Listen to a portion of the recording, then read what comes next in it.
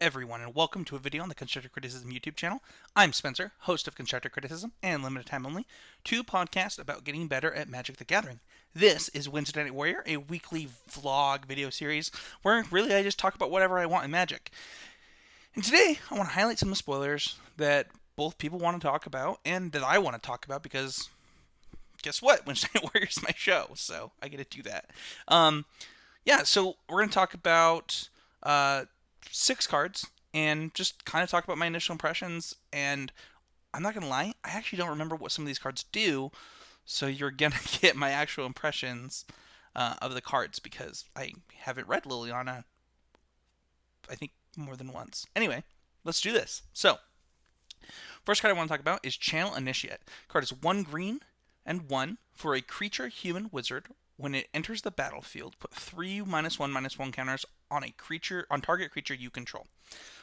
Okay, so it can target itself and be no one. You can tap it, remove a 1/1 counter from Channel Initiate to add 1 mana of any color to your mana pool.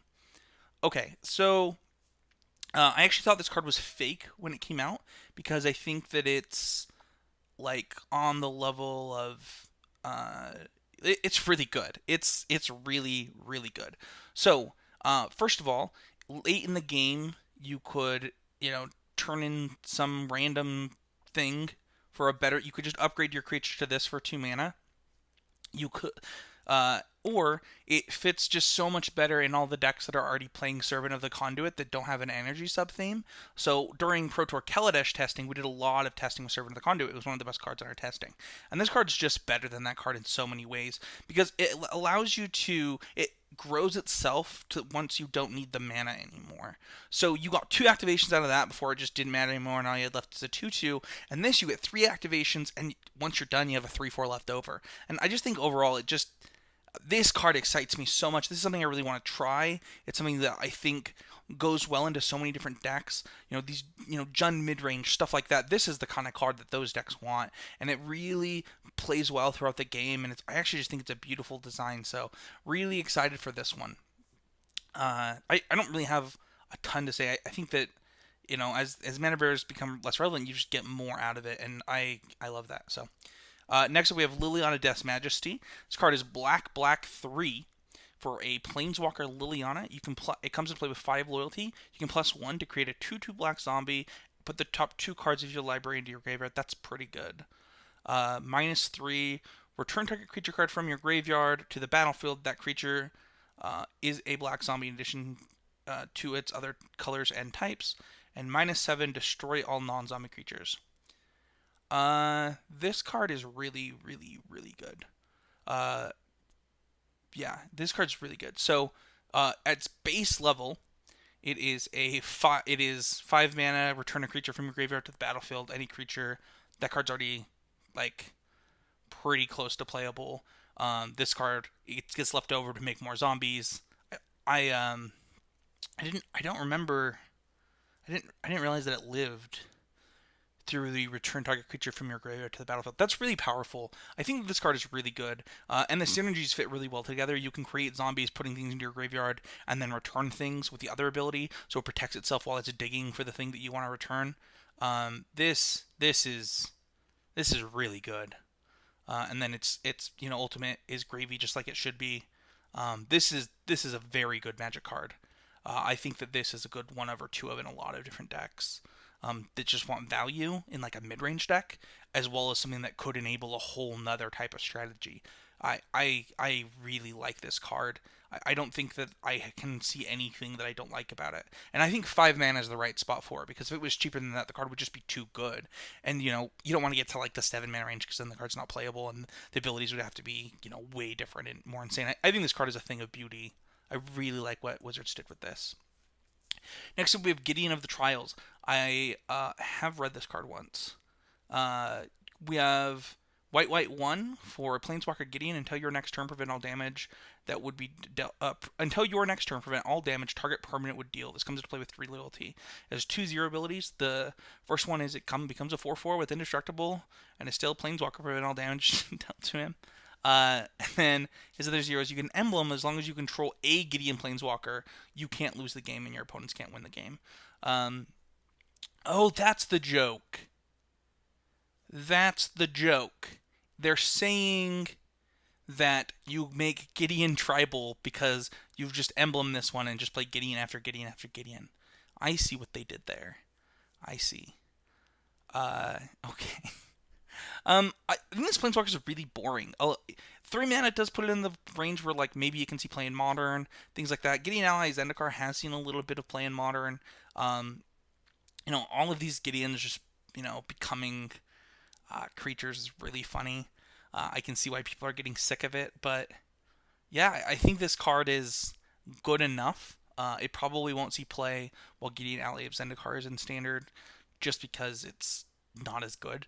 But that's in Standard, where in Modern this actually might be better because it basically like if your opponent's deck is Threat Light, it kills their Threat Light thing, will also be being really hard to deal with and attacking really hard. So it could see Fringe play in Modern, similar to like some of the other 3 mana Planeswalkers that saw Fringe play. Domir Raid saw a little bit of Fringe play, stuff like that. So they could see a little bit of Fringe play there, but overall, I'm not that impressed with the card. It's actually kind of boring. The +1 ability preventing all damage by permanent. I don't know what applications. I think I heard somebody say Volakut, and like that just seems like a silly application. Like very fringe because the Volakut actually has to be in play, which doesn't happen very often in Scapeshift decks. So overall, not too impressed with that. Yeah, I think that it's fine. Next up, we have Glorybringer. This card is red, red 3 for a creature dragon, has flying and haste. It's a 4/4. And when you may exert it as it attacks, and when you deal it deals 4 damage to target non-dragon creature and opponent controls. So I have heard a lot of people say this card isn't good. Uh, I have never known one of these cards not to be good. Between Sarkhan Dragon Speaker, Stormbreath Dragon, uh, um, Thunder, Hellkite, these 5 mana hasty dragons that produce some kind of advantage are really good. And this one has like a real advantage where it hits hard up front if you want it to do that, while also, killing something that could be in the way of your other creatures to even deal more damage. I think this card is super powerful.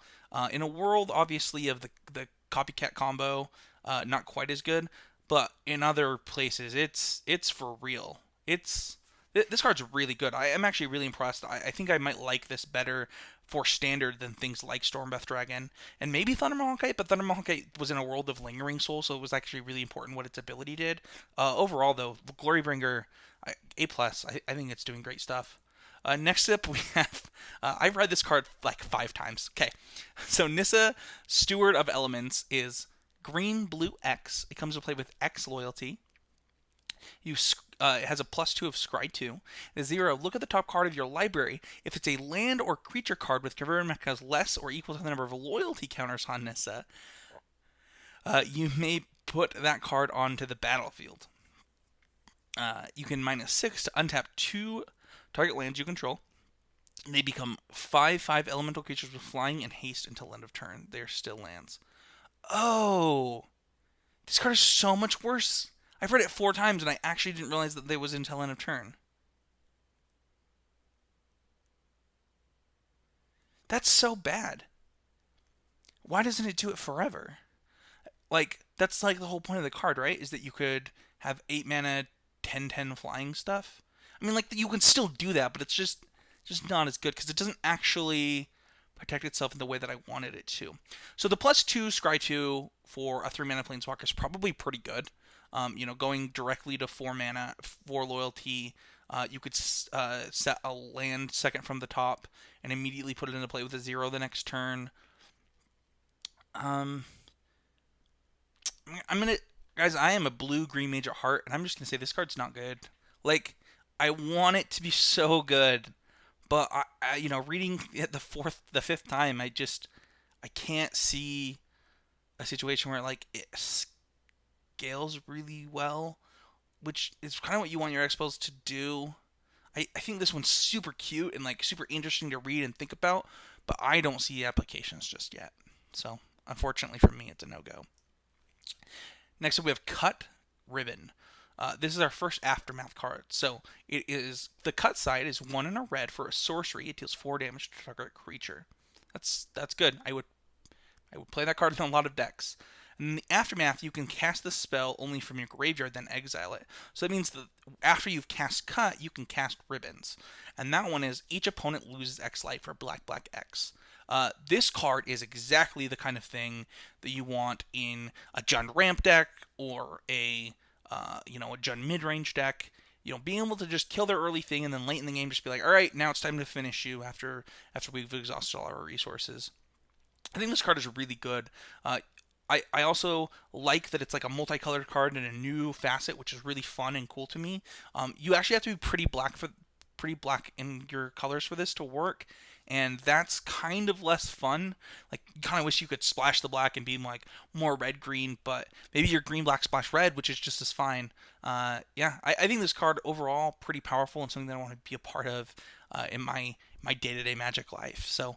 Overall, those are my initial impressions of these cards. I haven't read a bunch of them very many times. I actually didn't realize that card was black black. So I wanted to do a video where I kind of freshly looked at cards that I had seen and had thought, oh, that was interesting, just when I was on Twitter scrolling through. But yeah, those are my initial impressions. Don't forget that you can subscribe to the YouTube channel. Don't forget that these videos are on puremtgo.com and MTGO Traders.